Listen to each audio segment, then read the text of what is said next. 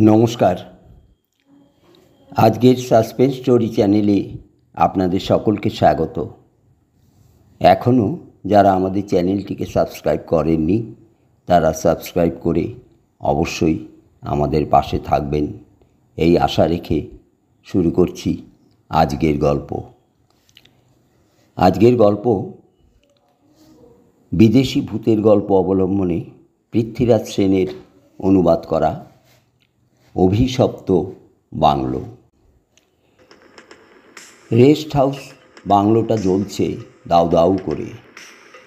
গাঢ় লালচে গেরুয়া আগুনের শিখা লক লক করে লাফিয়ে উঠছে আকাশের দিকে। ইংরেজ প্রশাসনিক অফিসার মিস্টার ফ্রাঙ্ক হাইটস তাকিয়ে আছেন এক দৃষ্টে, প্রায় পলকহীন চোখে জ্বলন্ত রেস্ট হাউসটার দিকে। একটু দূরে দাঁড়িয়ে আছে অকু বেঞ্জামিন। অকু ফ্রাঙ্ক হাইটসের খাস বেয়ারা। অকু এদেশীয় অর্থাৎ আফ্রিকান।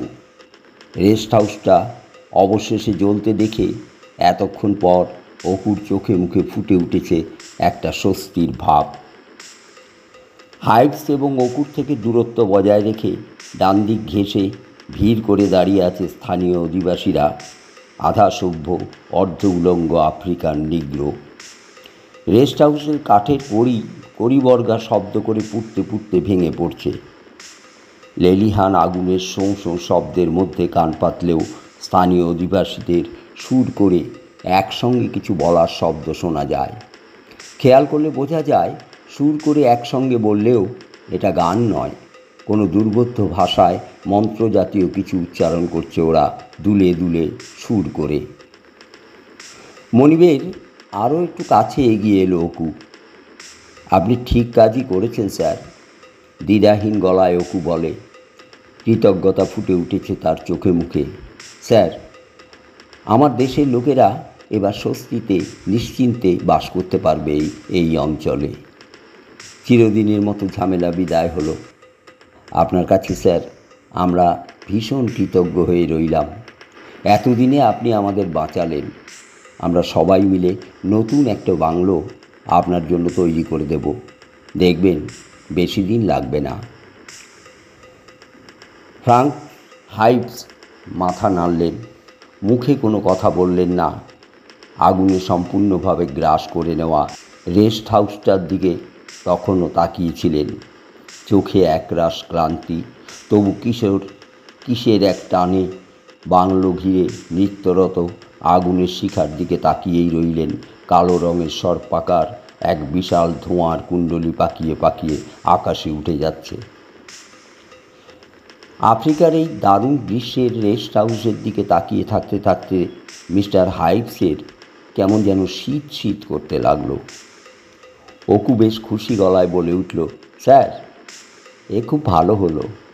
যে রেস্ট হাউসে কোনো মানুষ আদৌ বিশ্রামই নিতে পারে না, সেরকম রেস্ট হাউস থাকার থেকে না থাকাই ভালো, তাই নয় কি স্যার? হঠাৎ অকুর দিকে ফিরে তাকালেন হাইটস। এতক্ষণ চুপচাপ থাকার পর গম্ভীর গলায় জিজ্ঞাসা করলেন, আসলে বোধহয় জিজ্ঞাসা করলেন নিজেকেই, তুমি না খ্রিস্টান? হ্যাঁ স্যার। তাহলে খ্রিস্টান হয়েও এইসব বুজরুকি, এইসব জাদুবিদ্যা, মন্ত্রশক্তি, অভিশাপ বিশ্বাস করো? অকু একটু কিন্তু কিন্তু করে বলবে কি বলবে না করেও শেষ পর্যন্ত বলল, স্যার, ঠিক কথাই, আমি খ্রিস্টান। কিন্তু হুজুর কি নিজের চোখে সব কিছু দেখেননি? তাহলে স্যার আপনি এ প্রশ্ন কেন করছেন? এর মধ্যে যে কিছু সত্যি আছে তার প্রমাণ আপনি কি পাননি? অকু ঠিক কথাই বলেছে। আবেগ থাকলেও অকুর কথায় যুক্তি আছে। হাইটসের কাছে এর কোনো উত্তর ছিল না। তিনি চুপ করেই রইলেন। অনতি দূরে অর্ধ উলঙ্গ আফ্রিকানদের দিকে আঙুল তুলে দেখিয়ে কিছুটা আবেগে উত্তেজিত হয়ে অকু বলল, স্যার, ওই দূরে যারা দাঁড়িয়ে আছে আমার দেশের লোকেরা, আমার জাত ভাইয়েরা, ওরা সত্যিই অশিক্ষিত গরিব। ওরা সাদা চামড়ার সাহেবদের তুলনায় কিছুই জানে না। কিন্তু স্যার, এমন কিছু ওরা জানে যা আপনাদেরও অবাক করে দিতে পারবে। অরণ্যের আদিম গুপ্ত রহস্য জানা আছে ওদের। যে রহস্যের কথা আপনাদের ইউরোপিয়ানদের জানা জগতের চিন্তা জগতের বাইরে। আর স্যার, এসব গুপ্ত রহস্য এবং জাদুর সেরা হচ্ছে জুজু রহস্য। শেষের শব্দগুলো অপু একটু নিচু স্বরে প্রায় ফিসফিস করে বলল। অপুর কথার উত্তরে কিছু বলতে গিয়েও থমকে গেলেন মিস্টার হাইভস। অপু অনেক দিন ধরে তার সঙ্গে রয়েছে, সাধারণ আফ্রিকানদের মতো নয়। অপু শিক্ষিত এবং বুদ্ধিমান, যদিও গতকালও অপু এসব জাদু গুপ্ত রহস্য কুসংস্কারের কথা বলতো, তাহলেও সত্যিই তিনি রেগে যেতেন, ওকে তিরস্কারও করতেন। কিন্তু আজ তিনি অপুকে তিরস্কার করার কোনো উৎসাহ পাচ্ছেন না, তার মন থেকে রাগ করতে পারছেন না। সত্যি কথা বলতে কি, তার নিজের মনই বরং অনেক দুর্বল হয়ে পড়েছে। মাত্র গতকালের কথা, গতকাল বলতে ঘণ্টা কয়েক আগের কথা, নির্জন নিশুতি রাতে যে ভয়ঙ্কর দৃশ্যের অবতারণা এখানে হয়েছিল, তা যতই বিস্ময়কর, রহস্যময় আর ভয়ঙ্কর হোক না কেন, তিনি দেখেছেন নিজের চোখেই। এরকম বিস্ময়কর ভয়ঙ্কর ঘটনা অন্য কেউ বর্ণনা করলে খুব স্বাভাবিক যুক্তি দর্শনেই তিনি ব্যাপারটা উড়িয়ে দিতেন। জগতের স্বাভাবিক নিয়মে সভ্য জগতের বিজ্ঞান নির্ভর জীবনযাত্রার যুক্তি দিয়ে গত রাতের ঘটনাকে কখনোই ব্যাখ্যা করা সম্ভব নয়। কিন্তু সব কিছু ঘটেছে তার চোখের সামনেই, তিনি অস্বীকার করেন কি করে তা? সুতরাং মানতে প্রায় বাধ্য হচ্ছেন, মুখে না বললেও মনে মনে স্বীকার করে নিচ্ছেন কোনো অলৌকিক শক্তি এই অস্বাভাবিক ঘটনার পেছনে কাজ করছে। অল্পক্ষণ পরেই মিস্টার হাইভস তার আফ্রিকান বেয়ারা ও অন্যান্য চাকর বাকরদের নিয়ে চলে গেলেন। একবারের জন্যেও সেই অভিশপ্ত রেস্ট হাউসের দিকে আর ফিরে তাকালেন না। ঘটনা শুরু হয়েছিল আরও অনেক আগে। মিস্টার ফ্রাঙ্ক হাইভস আসার 4-5 বছর আগে আফ্রিকার অন্যতম নির্জন জেলা বেল্ডিংতে জনৈক ইংরেজ ঔপনিবেশিক খবর পেলেন যে জেলার বিশেষ করে উপজাতি সম্প্রদায় ইদানিং কেমন রুক্ষ, অস্থির, চঞ্চল হয়ে উঠেছে। শোনা যেতে লাগলো উপজাতিরা নাকি অদ্ভুত সব পুজো আচ্চা, যাগযজ্ঞ শুরু করেছে, নরবলিও নাকি দেওয়া হয়েছে, আর পেছনে নাকি উৎসাহ যোগাচ্ছে জুজু পুরোহিতরা। তবে জনসমক্ষে, প্রকাশ্য স্থানে নয়, এসব কাজকর্ম চলছে লুকিয়ে চুরিয়ে। খবরটা কয়েকদিন ধরে শুনে ইংরেজ ভদ্রলোক ঠিক করলেন তিনি এসবের প্রতিরোধ করবেন, এসব বুজরুকি একেবারে নির্মূল করে ছাড়বেন। সঙ্গে বেশ কিছু অস্ত্রশস্ত্র এবং স্থানীয় লোকজন নিয়ে তিনি রওনা হলেন ইসুইন্ট গ্রামের দিকে। ওই গ্রামেরই কাছে একটা জায়গায় নাকি ওই সব সাংঘাতিক কাজকর্মের কেন্দ্র। ইংরেজ সাহেব সরকার বা প্রশাসনের সাহায্য নেবার প্রয়োজন বোধ করেননি। আসলে তার ইচ্ছা ছিল একাই ওসব জঘন্য গুপ্ত আচার অনুষ্ঠান বন্ধ করে বাহবা কুড়োবেন। দলবল নিয়ে ইসুইন্ট গ্রামের কাছাকাছি এক জায়গায় এসে উপস্থিত হলেন সাহেব। তিনি ওখানে এসে লক্ষ্য করলেন একধারে রয়েছে গোল আকারের বেশ বড় সড়ো একটা জায়গা, বেদি মতো, যার মাঝখানটা ঢালু, আর সেখানে পোতা রয়েছে বীভৎস ভয়ঙ্কর দর্শন কাঠের এক মূর্তি। বলি দেবারও নির্দিষ্ট বেদি আছে। ইতস্তত এদিক ওদিকে উজ্জ্বল রোদে ছড়িয়ে রয়েছে বিভিন্ন আকারের বেশ কিছু নরকঙ্কাল। সাহেব বুঝলেন এটিই তাহলে সেই কুখ্যাত জুজু উপাসনা স্থল বা মন্দির। এখানে জুজু পুরোহিতরা নানা রকম ভয়ঙ্কর সব আচার অনুষ্ঠান পালন করে আর নরবলি দেয়। পায়ের ছাপ লক্ষ্য করে বোঝা যায় কাছের গ্রাম ইসুইন্ট থেকে লোকজন যাতায়াত করে ওখানে। সন্ধ্যার অন্ধকার হওয়া অবধি সেখানে তিনি অপেক্ষা করে রইলেন তার লোকজন নিয়ে। তারপর অন্ধকার একটু গাঢ় হতেই গ্রামের কুঁড়ে ঘরগুলোকে চারদিক থেকে ঘেরাও করলেন। জেরার মুখে পড়ে স্থানীয় বাসিন্দারা স্বীকার করল সব কথা, জুজু আচার অনুষ্ঠানের কথা, নরবলি দেবার কথা। কিন্তু জুজু পুরোহিতদের যে পাণ্ডা, প্রধান পুরোহিত, তাকে ধরা গেল না। আশেপাশে তন্ন তন্ন করে খোঁজা হলো, কিন্তু কোথাও তার হদিশ পাওয়া গেল না। সবার চোখকে ফাঁকি দিয়ে রাতের অন্ধকারে পালিয়েছে সে। এদিকে সাহেব ঠিক করলেন যে যেভাবেই হোক গ্রামবাসীদের মন থেকে জুজু বিদ্যার সমস্ত প্রভাব, সব ভয় মুছে ফেলতে হবে। তার নির্দেশে জুজু মন্দির, বলির বেদি সব ভেঙে তছনছ করে দেওয়া হলো। সেই মন্দিরের জায়গায় 7 দিনের মধ্যে গড়ে উঠল কাঠ ও পাতার ছাউনি দেওয়া বাংলো। শিকারি বা অন্যান্য শ্বেতাঙ্গ অর্থাৎ স্যারের প্রশাসনিক কাজে এসে রাত কাটানোর প্রয়োজন হলে যাতে এটাকে রেস্ট হাউসের মতো ব্যবহার করতে পারেন, তার সমস্ত ব্যবস্থাই করে দেওয়া হলো। সাজানো হলো নানান আসবাবপত্রে। ফিরে যাওয়ার আগেই সাহেব গ্রামের লোকজনদের বলে গেলেন ওই বাংলোর রক্ষণাবেক্ষণ করতে। ভয়ঙ্কর কুসংস্কারাচ্ছন্ন জুজু পুজোর প্রথার বিনাশ ঘটিয়ে খুশি মনে ফিরে গেলেন সাহেব। ধীরে ধীরে বেল্লিং জেলায় ফিরে এলো সুখ শান্তি। গ্রামের স্থানীয় বাসিন্দারাও হয়ে গেল শান্ত, নিরীহ। ইসুইন্ড গ্রামের লোকেরা সুখেই ছিল বেশ কিছুদিন, কিন্তু তাদের নিরুপদ্রব উত্তেজনাহীন শান্ত জীবনযাত্রায় আবার ছেদ পড়ল কয়েকদিন কাটতে না কাটতেই। ধীরে ধীরে আবার নানান গুজব ছড়িয়ে পড়তে লাগলো। প্রথমে গ্রামের চৌহদ্দির মধ্যে, তারপর গ্রামের সীমানা ছাড়িয়ে বাইরেও। যেসব শিকারী বা সরকারি অফিসার রাত কাটিয়েছেন ওই বাংলোয়, তারাও গুজবটা অস্বীকার করলেন না। সবাই বলতে লাগলেন ওই বাংলোয় রাত কাটানোর অভিজ্ঞতা কারুরই সুখের হয়নি। রাতটা ওই বাংলোয় কেমন যেন একটা গা ছমছমে অস্বস্তিকর হয়ে ওঠে। একটা অজানা আতঙ্ক চেপে বসে মনের মধ্যে। বারবার ঘুম ভেঙে যায়। তারা আরও বললেন মাঝে মাঝেই রাতের বেলায় ওই বাংলোয় কিসের একটা পচা দুর্গন্ধ ছড়িয়ে পড়ে। দুর্গন্ধে দম আটকে আসে। আরও আশ্চর্য ব্যাপার, দিনান্তে অন্ধকার ঘনিয়ে এলেই রেস্ট হাউসের ঘরগুলো সব অস্বাভাবিক ঠান্ডা হয়ে যায়।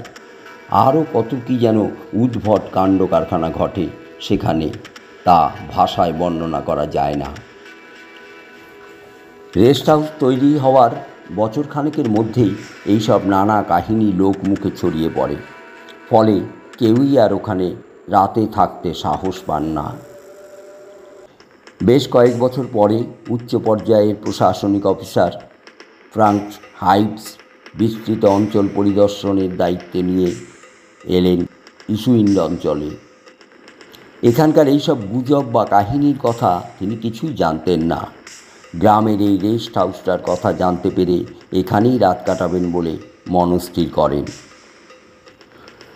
লোকজন দিয়ে ঝাড়পোছ করিয়ে মিস্টার হাইটস নির্দিষ্ট দিনে এসে হাজির হলেন বাংলোয় এসে পৌঁছেই কিন্তু তিনি লক্ষ্য করলেন তিনি যে লোকজন পাঠিয়েছিলেন তাদের মুখে কেমন একটা ভয় বা আতঙ্কের ছাপ।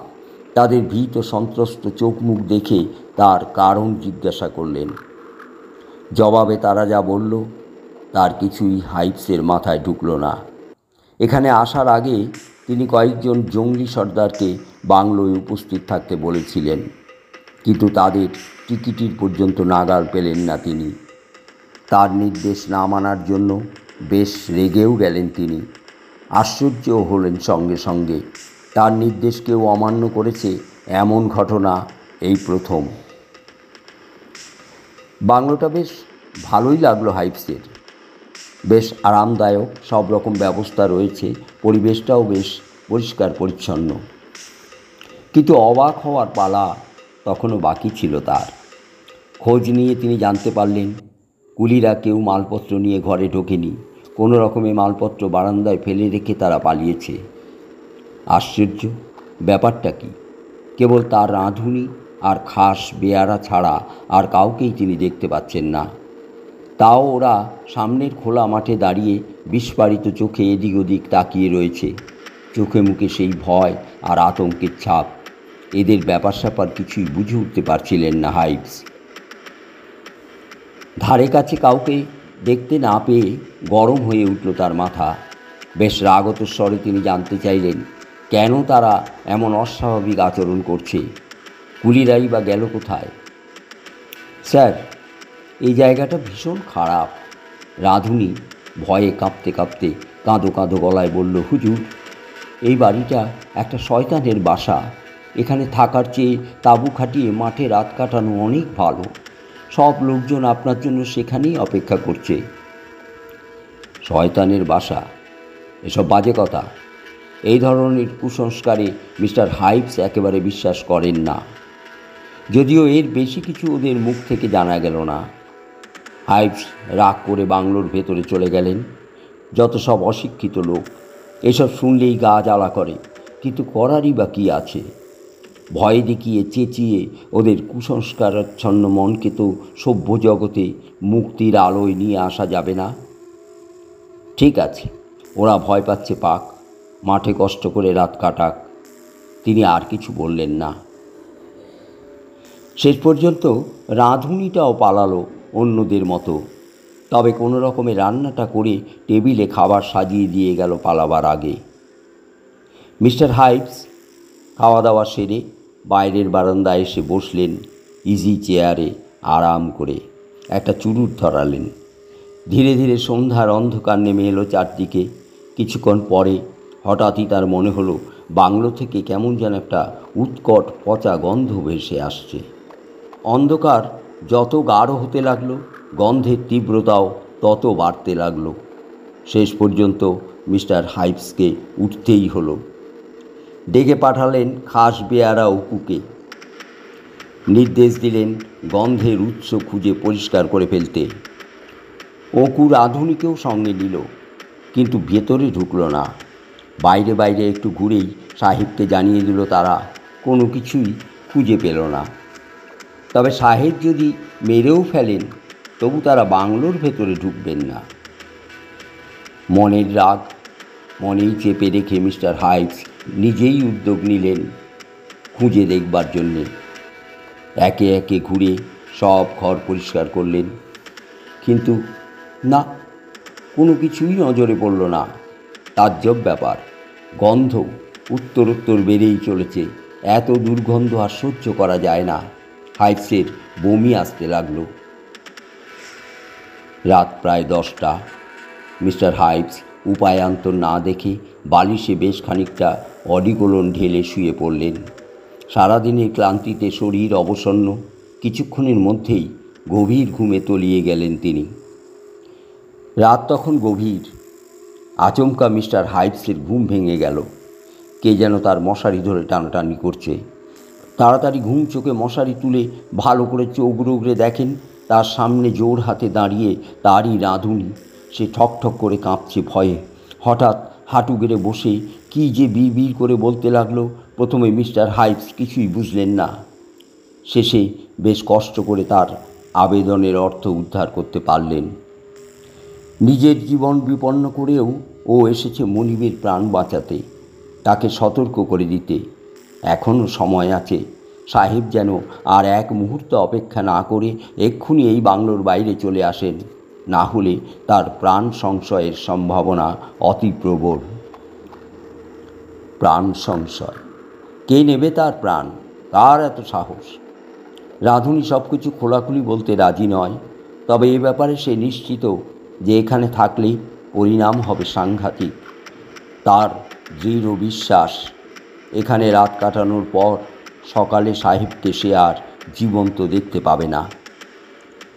একই সঙ্গে কৌতুক আর বিরক্ত বোধ করলেন মিস্টার হাইভস। কিন্তু যাই হোক, নিজের বিশ্বাস মতো রাঁধুনি চরম সাহসের পরিচয় দিয়ে তাকে সতর্ক করে দিতে এসেছে বলে মুখে অন্তত ধন্যবাদ জানালেন, কিন্তু কোনো গুরুত্বই দিলেন না গোর কথায়। সেটা বুঝে রাঁধুনির মুখে এক দারুণ হতাশা ফুটে উঠল। কয়েক মুহূর্ত সে অপলক তাকিয়ে রইল হাইভসের দিকে, যেন শেষবারের মতো সে দেখছে তাকে। তারপর নিঃশব্দে মাথা নাড়তে নাড়তে দৌড়ে চলে গেল সে। ঘুম বোধহয় আর আসবে না, উপরন্তু সেই অদ্ভুত উৎকট গন্ধ আবার শুরু হয়েছে। দম প্রায় বন্ধ হয়ে আসার উপক্রম। শুয়ে শুয়েই চিন্তা করতে লাগলেন মিস্টার হাইভস, এটা কিসের গন্ধ হতে পারে? নাক দিয়ে গন্ধটা টানতে টানতে যেন বোঝার চেষ্টা করলেন। হঠাৎ বিদ্যুৎ চমকের মতো তার মনে হলো, আরে দুর্গন্ধটা ঠিক মানুষ পচলে যেমন হয় তেমনই বলে মনে হচ্ছে না? আরও একটু গন্ধ নিলেন। হ্যাঁ, ঠিকই, এটা মানুষ পচারই উৎকৃষ্ট দুর্গন্ধ। এবার একটু যেন চমকে উঠলেন মনে মনে। কিন্তু তাই যদি হয় তাহলে অনেক কিছুই ভাবতে লাগলেন, কিন্তু ক্রমশ অনুভব করতে লাগলেন তার শরীর কেমন যেন ঠান্ডা হয়ে আসছে, কেমন একটা অস্বস্তি বোধ করছেন, অসুস্থ বোধ করছেন। এবার মিস্টার হাইভস ভয় পেলেন। এমন ভয় এর আগে জীবনে কখনো পাননি। তবু মনে মনে নিজেই সাহস জোগালেন। আস্তে আস্তে বিছানা ছেড়ে উঠলেন তিনি। আবার ঘুরে ঘুরে সব ঘরগুলি দেখলেন, কিন্তু ভয় পাওয়ার মতো অস্বাভাবিক কোনো কিছুই চোখে পড়ল না। বারান্দায় গেলেন, দেখলেন জ্যোৎস্নায় চারদিক ভেসে যাচ্ছে। বারান্দার রেলিংয়ে চাঁদের আলো পড়ে চকচক করছে, ঠিক যেন রূপার মতো। কাছে দূরের পাম গাছগুলোকে যেন ভুতুড়ে দেখাচ্ছে, আর বাকি সব নিস্তব্ধ, নিশুতি। অনতি দূরে মাঠের মধ্যে চাকর বাকরদের তাঁবুর সামনে ধিকি ধিকি আগুন জ্বলছে। তার খাস বেয়ারা আর রাঁধুনিও নিশ্চয়ই ওদের সঙ্গেই আছে। সব কিছুই ঠিক আছে, তবু কিসের এক অজানা আতঙ্কে তিনি ভেতরে ভেতরে কুঁকড়ে যাচ্ছেন। এমন পরিস্থিতিতে তিনি কখনো পড়েননি। মনে সাহস আনার চেষ্টা করলেন আবার। ভয় পাবার মতো কিছুই যখন নেই, তখন শুধু শুধু কেন ভয় পাচ্ছেন? তবু বারবার মনে পড়তে লাগলো চাকর কুলিদের ভীত সন্ত্রস্ত মুখগুলি, জঙ্গলি সর্দারের না আসা, বেয়ারাদের ভয়ের কারণ স্পষ্ট করে না বলা। এটা কি এখানকার উপজাতিদের বিদ্রোহ করবার কোনো ফন্দি ফিকির? ওরা কি এইভাবে রেস্ট হাউস আক্রমণ করতে চায়? হয়তো তাকে হত্যা করারই এটা একটা কৌশল। ঘরে ফিরে মিস্টার হাইভস তার রিভলভারে গুলি ভরলেন।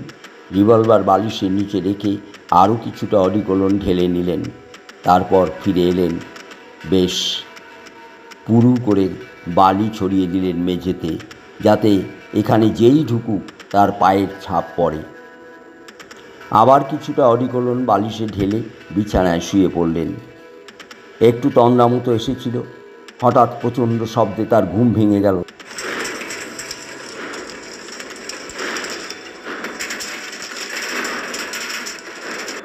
তড়াক করে বিছানায় উঠে বসলেন তিনি।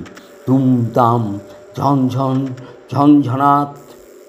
দ্রুত বালিশের তলা থেকে গুলি ভরা রিভলভারটা নিয়ে এক ছুটে বাইরে বেরিয়ে এলেন মিস্টার হাইভস। বারান্দায় পা দিতে যে দৃশ্য নজরে পড়ল, তাতে তার চক্ষু চড়ক গাছ। ইজি চেয়ারটা যেখানে ছিল সেখানে নেই, প্রায় 10 ফুট দূরে দেওয়ালের কাছে পড়ে আছে। ভারী কাঠের ডাইনিং টেবিলটা উল্টে পড়ে আছে, আর টেবিলের ওপরে সমস্ত কাঁচের বাসনগুলো মেঝেতে পড়ে টুকরো টুকরো হয়ে ভেঙে গেছে। বালি ছড়ানো মেঝের দিকে ভালো করে দেখলেন। আশ্চর্য, কোনো পায়ের ছাপ নেই। এটা কিভাবে সম্ভব? সিঁড়ি বেয়ে তাড়াতাড়ি নেমে মিস্টার হাইভস বাংলোর আশপাশটা ভালো করে লক্ষ্য করলেন। কোথাও মানুষের কোনো চিহ্ন নেই। এই উজ্জ্বল চাঁদের আলোয় খোলা মাঠের ওপর দিয়ে দৌড়ে পালানোর সোজা কথা নয়। আর বিছানা থেকে লাফিয়ে বারান্দায় আসতে খুব জোর তার কয়েক সেকেন্ড সময় লেগেছে। এর মধ্যে কেউ এলে আর যাই হোক, তার পক্ষে ছুটে পালানো সম্ভব নয়। ইতিমধ্যেই মানুষ পচা গন্ধটা তীব্র হয়ে উঠেছে। নিঃশ্বাস নেওয়া কষ্টকর। কিন্তু নিরুপায় হাইভস আবার বিছানায় গিয়ে শুয়ে পড়লেন। নিদারুণ উত্তেজনায় শরীর ও মন দুই অবসন্ন। তবু ঘুম যেন দু চোখের পাতা থেকে একেবারে উবে গেছে তার। প্রায় কিংকর্তব্য বিমূঢ় অবস্থায় এমন অদ্ভুত পরিবেশে মিনিট 15 কাটালেন মিস্টার হাইভস। আবার হঠাৎ একটা বিশ্রী রকমের শব্দ শুনে তিনি চমকে উঠলেন। বারান্দায় কে বা কী যেন হেঁটে বেড়াচ্ছে।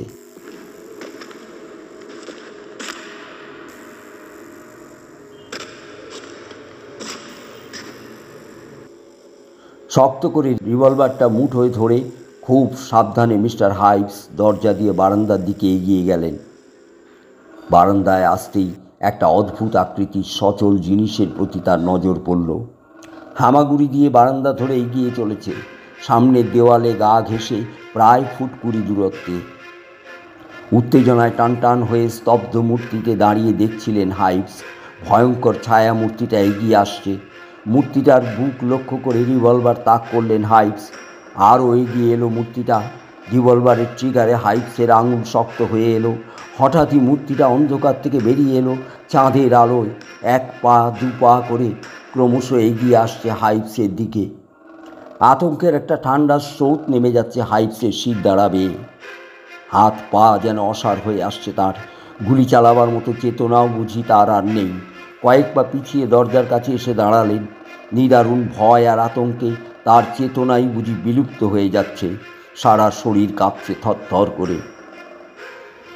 দরজার কাছে দাঁড়িয়ে সম্মোহিতের মতো হাইপস দেখলেন মূর্তিটা বারান্দা ধরে এগিয়ে আসছে।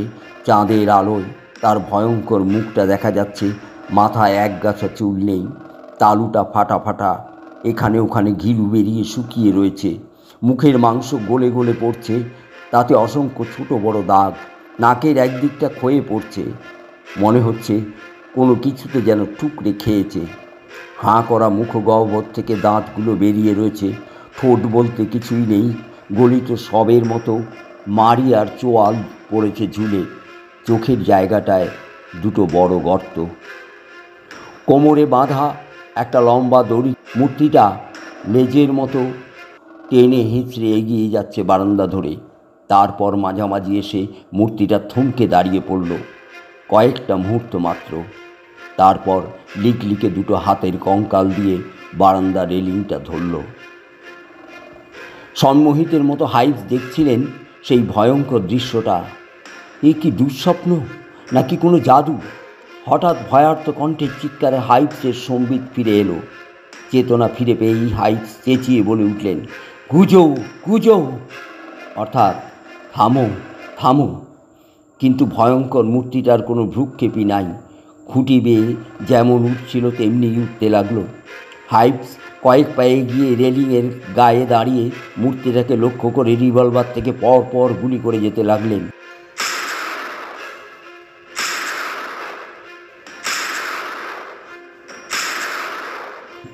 কিন্তু মূর্তিটার কোনো প্রতিক্রিয়া দেখা গেল না। ওটার গায়ে গুলি লাগলো কিনা বোঝা গেল না। লাগলেও গুলিতে ওটার কিছুই হলো না। হাইপসের তখন সাহস ফিরে এসেছে। রিভলভার ফেলে দিয়ে খুঁটির কাছে গিয়ে মূর্তিটা কঙ্কাল 2 পায়ে প্রাণপণে জড়িয়ে ধরতে গেলেন। কিন্তু পাকানো দড়ির মতো লিকলিকে পায়ে তিনি হাতই লাগাতে পারলেন না। মূর্তিটা নির্বিকারভাবে খুঁটি বেয়ে চালে উঠে অদৃশ্য হয়ে গেল, যেন মিলিয়ে গেল হাওয়ায়। হাইপস সঙ্গে সঙ্গে বাংলো ছেড়ে ছুটে গেলেন মাঠে। সেখানে ভয়ঙ্কর অমঙ্গলের আশঙ্কা নিয়ে দাঁড়িয়েছিলেন তাঁর রাঁধুনি ও অন্যান্য আতঙ্কগ্রস্ত লোকেরা। সুস্থ অবস্থায় মনিবকে ছুটে আসতে দেখে রাঁধুনি ও অন্যান্যরা রীতিমতো বিস্মিত হয়ে গিয়েছিল। বিস্ফারিত চোখে তারা তাকিয়েছিল হাইপসের দিকে। রাঁধুনি এগিয়ে গিয়ে বলে উঠল, স্যার, আমি তো আপনাকে বারবার সাবধান করে দিয়েছিলাম। তাকে কথা শেষ করতে না দিয়ে বেয়ারা বলে উঠল, এটা যে ঘটবে আমরা আগেই জানতাম স্যার। হাইপসের তখন আর কোনো কথা বলার শক্তি ছিল না। অবসন্ন দেহ নিয়ে বসে পড়লেন মাটিতে। রাতটা কেটে গেল সবার ওই মাঠে বসেই। অবশেষে রাতের সেই বিভীষিকা মুছে দিয়ে সকাল হলো। দিনের আলোয় সবার মধ্যে থেকে আতঙ্ক ভাবটা প্রায় কেটে গেছে। রাতের যে ভয়ঙ্কর অভিজ্ঞতার ঘোর কেটে গেলেও মিস্টার হাইপসের যুক্তিনিষ্ঠ শিক্ষিত মনের কোণে নানা প্রশ্ন উকি দিতে যাচ্ছিল। মাঠে বসে বাংলোটার দিকে তাকিয়ে সেই সব কথাই ভাবছিলেন হাইপস। এমন সময় তার খাস বেয়ারা বেঞ্জামিন কথা বুঝতে পেরে বলল, স্যার, ওই বাংলোটা অভিশপ্ত। ওটা তৈরির একটা ইতিহাস আছে। কী ইতিহাস? জবাবে অকু যে কাহিনী বলল সংক্ষেপে সেটা এই রকম। বছর কয়েক আগে এক ইংরেজ ঔপনিবেশিক সাহেব এখানকার ভয়ঙ্কর জুজু পুজো ও নরবলি ইত্যাদি আচার অনুষ্ঠানের খবর পেয়ে লোকজন নিয়ে এসে জুজু মন্দিরটা ভেঙে দেন। ওই মন্দিরের জায়গাতেই সাহেব সাময়িক বিশ্রামের জন্য একটা বাংলো তৈরি করে রেখে যান। বাংলোটা হয়েছিল জুজু মূর্তিটার ওপরেই। এদিকে সাহেব চলে যাওয়ার কয়েকদিন পরেই সেই জুজু মন্দিরের পলাতক পুরোহিত এসে হাজির হয় সেখানে। নিশ্চিহ্ন জুজু মন্দিরের ওপর সাহেবের রেস্ট হাউস দেখে ভীষণ রেগে যান। গ্রামবাসীদের সে বলে বাংলো বাড়িটা পুড়িয়ে ফেলতে, কিন্তু গ্রামবাসীরা বাংলোটা পোড়াতে অস্বীকার করে। উপরন্তু পুরোহিতকে গ্রাম থেকে তাড়িয়ে দেন তারা। গ্রামবাসীদের ব্যবহারে অত্যন্ত রেগে যায় পুরোহিত। বাংলোটার ওপর জুজু অভিশাপ দিয়ে পুরোহিত গ্রাম ছেড়ে চলে যায়। এর কয়েকদিন বাদে গ্রামবাসীরা দেখে এক জ্যোৎস্নার রাতে সেই জুজু পুরোহিত পাগলের মতো বাংলোটার চারদিকে নেচে নেচে ভয়ঙ্কর সব মারণ উচাটন মন্ত্র পড়ছে। পরদিন সকালবেলায় দেখা যায় পুরোহিতের দেহটা বাংলো চালার সঙ্গে বাঁধা দড়িটা থেকে ঝুলছে। ভয়ে গ্রামবাসীরা কেউ পুরোহিতের মৃতদেহ সৎকার করতে এগিয়ে আসেনি। ফলে এভাবে ঝুলন্ত অবস্থায় পুরোহিতের দেহ পড়ে থাকে। মৃতদেহ পচতে থাকে, গলা পচা সব শেয়াল কুকুরে খায়, গায়ের হাড়গোড় বেরিয়ে পড়ে, তবু ওই অবস্থাতেই ঝুলতে থাকে পুরোহিতের সব। আচ্ছা, তাকে কেমন দেখতে ছিল বলো তো? হাইপস অকুর কথার মাঝেই জিজ্ঞাসা করেন। অকু পুরোহিতের সব দেহের বর্ণনা দিতেই হাইপস সোজা হয়ে বসেন, বিস্ময়ে হতবাক হয়ে যান। আশ্চর্য, কাল রাতে দেখা ওই বীভৎস মূর্তিটাই তাহলে জুজু পুরোহিত। সঙ্গে সঙ্গে উঠে দাঁড়ান হাইপস, দ্রুত পায়ে চলে আসেন রেস্ট হাউসের কাছে। সঙ্গে অকু, রাঁধুনি এবং অন্যরাও আসে। হাইপস দেখেন যে খুঁটিটা বেয়ে ভয়ঙ্কর মূর্তিটা ঘরের চালে উঠে গিয়েছিল সেটা গুলিতে ঝাঁঝরা হয়ে গেছে, কিন্তু কোথাও রক্তের কোনো দাগ নেই, নেই বালির উপর পায়ের চিহ্নও। এরপর আর হাইপস সিদ্ধান্ত নিতে দেরি করেনি। লোকজনদের নির্দেশ দিলেন বাংলোর ভেতরকার সব জিনিসপত্র বাইরে বের করে আনতে। চটপট হাত লাগিয়ে ভেতরের সব জিনিসপত্র বার করে নিয়ে এলো ওরা। তারপরেই হাইপস অকুকে বললেন বাংলোটায় আগুন ধরিয়ে দিতে। মহা উৎসাহে মশাল ধরিয়ে সবাই মিলে বাংলোয় আগুন ধরিয়ে দিল। দাউ দাউ করে জ্বলে উঠল কাঠের রেস্ট হাউস। ক্রমশ আগুনের লেলিহান শিখা গ্রাস করে নিল সেই অভিশপ্ত বাংলোর পুরোটাই। দেখতে দেখতে ছাই হয়ে গেল রেস্ট হাউসটা। একটু দূরে দাঁড়িয়ে সেই দৃশ্য দেখছিলেন মিস্টার ফ্রাঙ্ক হাইপস। কাছেই দাঁড়িয়েছিল অকু, রাঁধুনি আর অন্যান্য স্থানীয় লোকেরা। সবাই খুশি, সবার চোখে মুখে একটা স্বস্তির চিহ্ন। বেঞ্জামিন অকু কৃতজ্ঞ স্বরে হাইপসকে বলল, এটা খুব ভালো কাজ করেছেন স্যার, আপনি ঠিক করেছেন। যে ঘরে শান্তিতে থাকা যায় না সে ঘরের থেকে কী লাভ। গ্রামের লোকেরা সবাই খুব খুশি হয়েছে স্যার। দেখবেন এবার থেকে গ্রামে শান্তি ফিরে আসবে। অভিশাপ মুক্ত হলো ওই রেস্ট হাউস, আমরাও। দেখা গেল অকু ঠিকই বলেছিল। বাংলোটা আগুনে পুড়িয়ে দিয়ে সত্যিই ওরা জুজুর অভিশাপ থেকে মুক্ত হয়েছিল। এরপর আর কোনো দিন কেউ দেখেনি ওই ভয়ঙ্কর প্রেতাত্মাকে। গ্রামে ফিরে এসেছে শান্তি। পোড়া বাংলোটার থেকে একটু দূরে খোলা মাঠে তৈরি হয়েছে নতুন রেস্ট হাউস। তবে স্থানীয় লোকেরা কেউ আর ওই পোড়া বাংলোর ধ্বংসস্তূপের ধারে কাছে ঘেঁষে না। এখানেই গল্পটা শেষ। গল্পটা কেমন লাগলো আমাদের কমেন্টে অবশ্যই জানাবেন। গল্পটা বা ভিডিওগুলো যদি আমাদের ভালো লেগে থাকে তাহলে আমাদের চ্যানেলটিকে লাইক ও শেয়ার করতে ভুলবেন না। ধন্যবাদ।